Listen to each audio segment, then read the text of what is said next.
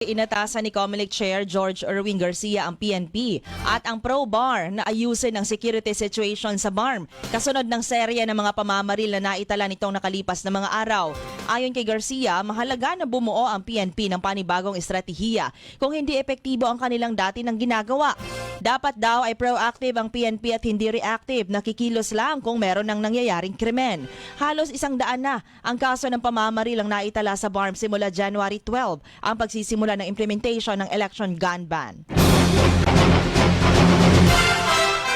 Inilatag na ni Senate President Francis Cheese Escudero ang timetable at calendar of activities na susundin ng Senado sa impeachment trial ni Vice President Sara Duterte na itinakda sa July 30. Ipinamahagi ni Escudero sa media ang kopya ng liham na may petsang February 24 na ipinadala sa kasamahan sa Senado kabilang kay Duterte, House Speaker Ferdinand Martin Romualdez, kalakip ang itinakdang kalendaryo ng impeachment trial.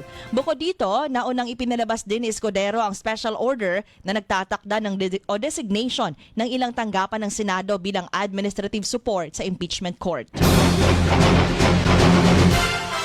Samantala, hindi epektibo ang SIM Card Registration Act at kailangan itong amyendahan. Inihayag ni Palace Press Officer Undersecretary Attorney Claire Castro na mas makabubuting ang rehistrasyon ng SIM cards ay maging personal.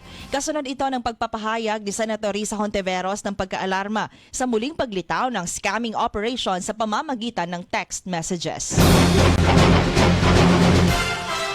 Inihayag ni National Security Council spokesperson at Assistant Director General Jonathan Malaya na dapat itigil ng China ang pangingialam sa mga desisyong pangdepensa ng bansa. Ito ay kasunod ng muling pag-iit ng China sa pamamagitan ng state newspapers nito na People's Daily na alisin ng Pilipinas ang US Typhoon missile na idineploy sa bansa simula noong April ng nakalipas na taon. Giit ni Malaya na walang karapatan ng China na diktahan ng Pilipinas sa mga programa nito na may kinalaman sa external defense at iba pang military activities. Kinalampag ni Senator Loren Legarda ang local government units sa buong bansa at ang Department of Environment and Natural Resources o DENR na kumilos kaagad laban sa lumulobong bilang ng kaso ng dengue sa bansa.